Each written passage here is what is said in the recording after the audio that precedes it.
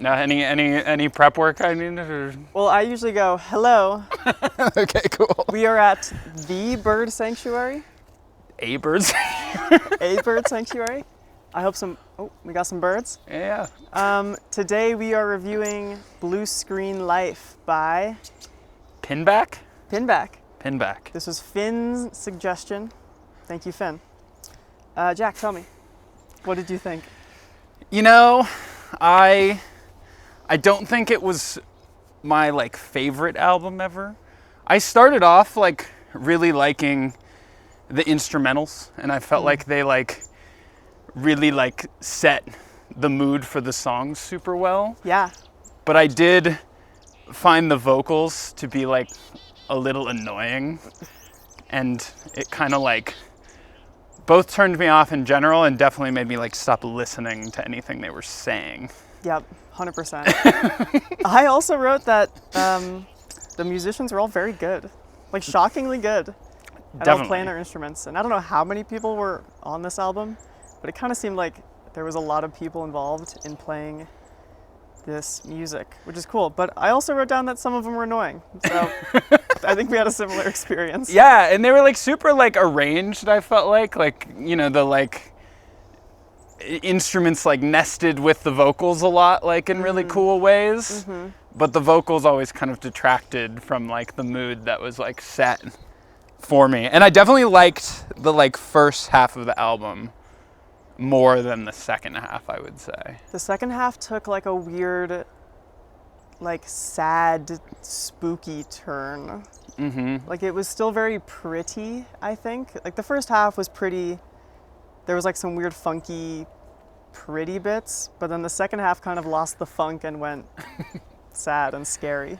Well, and I liked how dynamic and changing the songs in the first half were. Mm-hmm. And the second half felt like they were a little bit more of whiny vocals over the same guitar riff for most of the song. Totally. And I wasn't as into that.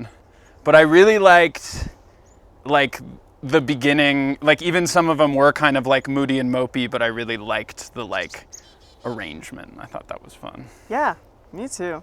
Offline PK is the first song, and I thought that was awesome.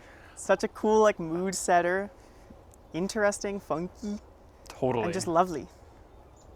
Super lovely. Was that your favorite? I think my favorite was actually Boo. Dude, Boo was my favorite. It was it was nice and spooky, like you just said. It had a great mix of the two sort of contrasting emotions. That the run that started with Boo and then it was BB Tone and Penelope. Yes. I was pretty optimistic after those tracks because they all had this super theatrical, really fun obvious tone. Totally. And then I kind of fell off from there. But me too. I enjoyed it. The next three songs were 2s and 3s out of 5 for me, and most of my notes for those were just not that interesting and fine, I guess. I think that would be accurate for me.